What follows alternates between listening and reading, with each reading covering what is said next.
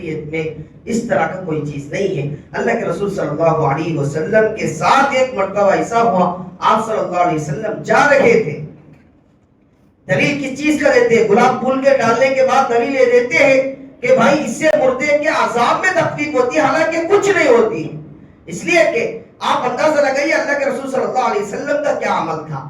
بہرحال مکہ اور مدینے کے اندر تو پھول کا رسم و رواج ہی نہیں تھا، تو یہاں کہاں سے شروع ہو گیا؟ گویا پتا چلا یہ غیروں کے رسم و رواج ہے۔ آپ صلی اللہ علیہ وسلم نے ایک مرتبہ آپ جا رہے تھے، آپ نے دیکھا کہ قبر کے اندر دو قبریں آپ کے سامنے سے گزرا، آپ نے دو قبروں کے پاس سے آپ گزرے، آپ نے فوراً ایک کھجور کی ٹہنی، کس کی ٹہنی جی؟ کھجور کی ٹہنی، وہاں پہ کیا رہتے ہیں؟ کیا ٹہنیاں رہتے ہیں؟ کھجور کی رہتی۔ آپ نے کھجور کی ٹہنی توڑا، پھر آپ نے دونوں قبروں پر آپ نے لگا دیا۔ صحابہ نے پوچھا، ظاہر سی بات ہے صحابہ کرام بے تاب رہتے تھے، جب بھی آپ صلی اللہ علیہ وسلم سے کوئی نیا عمل دیکھتے تھے، نئی چیز دیکھتے تھے، آپ سے سوال کر لیا کرتے تھے۔ اللہ کے رسول صلی اللہ علیہ وسلم نے صحابہ نے اللہ کے رسول صلی اللہ علیہ وسلم سے پوچھا، یا اللہ کے رسول صلی اللہ علیہ وسلم آپ نے ان دونوں قبروں کے اوپر کھجور کے شاخ کو لگایا؟ آپ صلی اللہ علیہ وسلم کو اللہ نے علم دیا تھا، اللہ نے آپ کو بتا دیا تھا۔ اللہ کے رسول صلی اللہ علیہ وسلم نے فرمایا کہ میں نے ان دونوں کے اوپر کھجور کی شاخ اس لیے لگایا ہے کہ ان دونوں کے اوپر عذاب کے اندر یہ دونوں مبتلا تھے۔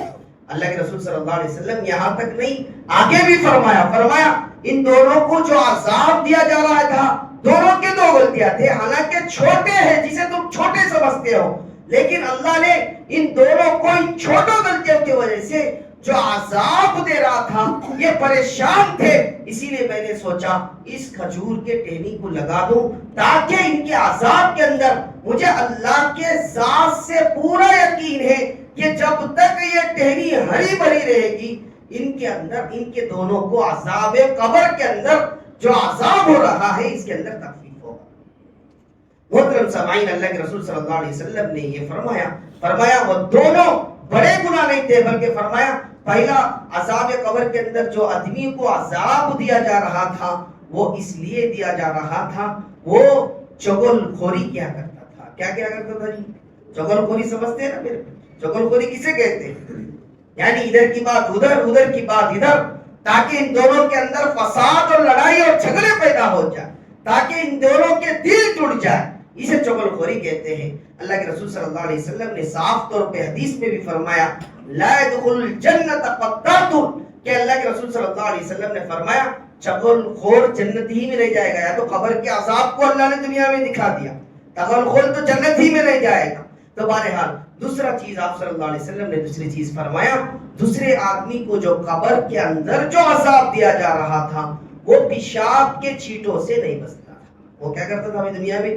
پیشاب کے چھینٹوں سے نہیں بچتا تھا۔ آج آپ دیکھتے ہوں گے کہ اکثر لوگ جو ہے کھڑے ہو کر پیشاب کرنا غلط نہیں ہے، کھڑے ہو کر پیشاب کرنا غلط نہیں ہے، بلکہ کبھی آپ کو ضرورت پڑ گئی کہ ایسی جگہ آپ پھنس گئے کہ جہاں پر آپ بیٹھ کر پیشاب نہیں کر سکتے، تو آپ کے اوپر خطرہ نہ پڑے جیسا انتظام بھی رہتا ہے۔ اگر آپ کھڑ کر بھی کرتے تو کوئی مسئلہ نہیں ہے، لیکن مسئلہ دراصل کھڑے ہو کر اور بیٹھ کر کرنے کی مصلحت کیا ہے، یہ اصل سمجھنے کی ضرورت ہے۔ آپ صلی اللہ علیہ وسلم کی جو سنت ہے بیٹھ کر استنجا کرنا، وہ اس لیے ہے تاکہ پیشاب کے چھینٹے ہمارے اوپر نہ پڑے۔ اگر کوئی آدمی ایسا ہتھیار استعمال کرے، ایسا سبب اختیار کرے کہ اس کے اوپر پیشاب کے چھینٹے نہ پڑتے ہو، چاہے وہ کیسا بھی کرے، کوئی مسئلہ نہیں۔ اللہ کے رسول صلی اللہ علیہ وسلم نے ایک مرتبہ آپ نے جو ہے غزوہ خندق کے موقع پر آپ تشریف لے گئے، آپ جو ہے کھڑے ہو کر پیشاب فرمائے۔ صحابہ نے پوچھا، اللہ کے رسول صلی اللہ علیہ وسلم ہم نے دیکھا کہ آپ کھڑے ہو کر فرمایا میں اس لیے کیا کہ وہاں پر جو ہے کچرا پڑا ہوا تھا، گندگی وہاں پر پڑی ہوئی تھی، اگر میں بیٹھتا تو میرے چادر کو لگ جاتی تھی، اسی لیے میں نے کھڑے ہو کر پیشاب کیا۔ دراصل اللہ کے رسول صلی اللہ علیہ وسلم قیامت تک آنے والے انسانوں کے لیے میسج دے رہے تھے کہ لا یکلف اللہ نفسا الا وسعها، کہ اللہ تبارک و تعالی امت پر، اپنے ایمان والوں پر کسی طرح کی زیادتی نہیں ہے، جیسے حالت میں بھی ہے آپ کو جیسے سہولیات ہے اس اعتبار سے آپ کو استعمال کرنا ہے، لیکن شرط یہ ہے کہ وہ اللہ اس کے رسول کے حدود میں رہتے ہوئے کرنا ہے۔ الغرض دوسرے آدمی کو جو عذاب قبر ہو رہا تھا وہ اس لیے ہو رہا تھا تو وہ پیشاب کے قطروں سے نہیں بچتا تھا. آج ہمیں اور آپ کو اس کے اوپر سنجیدگی کے ساتھ لینا چاہیے اور پیشاب کے چھینٹوں سے ہمیں اور آپ کو جہاں تک ہو سکے اس کو بچ کر رہنا چاہیے. ایک حدیث میں آپ صلی اللہ علیہ وسلم نے فرمایا قبر کے اندر جو پٹرول کا کام کرتا ہے وہ یہی ہے دنیا کے اندر پیشاب کے چھینٹوں سے نہیں بچنے والا. اس کا جو چھینٹے جو پڑتے ہوں گے یہ قبر کے اندر پٹرول کا کام اس کو کیا جائے. تو اسی لیے آپ صلی اللہ علیہ وسلم نے اب وہ ٹہنی جو لگایا تو محترم سامعین اب لوگوں کا کہنا یہ ہے کہ بھائی اللہ کے رسول صلی اللہ علیہ وسلم نے ٹہنی لگایا تو ہم پھول ڈال دیں دوسرے چیزیں ڈال دیں تو اس کے لیے بھی عذاب میں تخفیف ہو سکتا ہے. ایسا نہیں ہے بلکہ اللہ کے رسول صلی اللہ علیہ وسلم نے ٹہنی لگایا ہے. آپ ٹہنی لگائے کوئی مسئلہ نہیں ہے. آپ قبرستان جائیں گے تو بہت سارے لوگوں نے ٹہنیاں بھی لگائے رکھتے ہیں اور اللہ سے یہ امید لگانا یہ بھی ایک سنت ہے کیونکہ اللہ کے رسول صلی اللہ علیہ وسلم نے ہمیں کھجور کے ٹہنی اللہ کے رسول صلی اللہ علیہ وسلم نے لگایا تھا.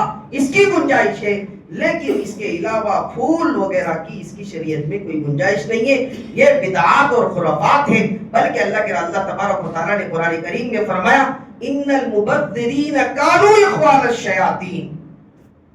اللہ کے تعالیٰ قرآن کریم میں فرماتا ہے بھائی دنیا کے اندر فضول خرچی کرنے والا یہ شیطان کے بھائی. اب بتائیے اب آپ کے ڈالنے سے کیا ہونے والا ہے؟ پھول آپ کے ڈالنے سے کچھ نہیں ہونے والا ہے. آپ کے چراغ لگانے سے کچھ نہیں ہونے والا ہے. میں نے آپ کو بار بار اسی بات کو کہتا آ رہا ہوں کہ آج امت کرنے والے کام کو کرتی نہیں ہے, نہیں کرنے والے سارے خرافات کو اپنی زندگی میں نہیں ہوئی. بھائی قبرستان جانا ہے تو بھائی آپ کو کرنا کیا ہے؟ کرنے والے کام کریں جس سے آپ کا جانے کا فائدہ ہو, آپ کا مقصد پورا ہو.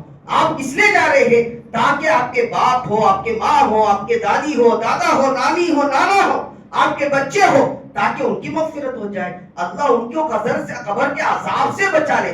تو کرنے کے اسباب کیا ہے؟ کرنے کے اسباب تو یہ ہے کہ آپ جا کر کھڑے ہو کر 1 گھنٹہ کھڑے ہو کر قرآن پڑھیں, آپ ذکر کریں, آپ تسبیح پڑھیں, پھر اس کے بعد جو ہے آپ ان مردوں کو ثواب پہنچائے. اللہ جو ہے میں نہیں پڑھا اس کی غلطیوں کو معاف فرما, اس کے اندر جو کمی اور کوتاہی ہو گئی اس کو معاف فرما.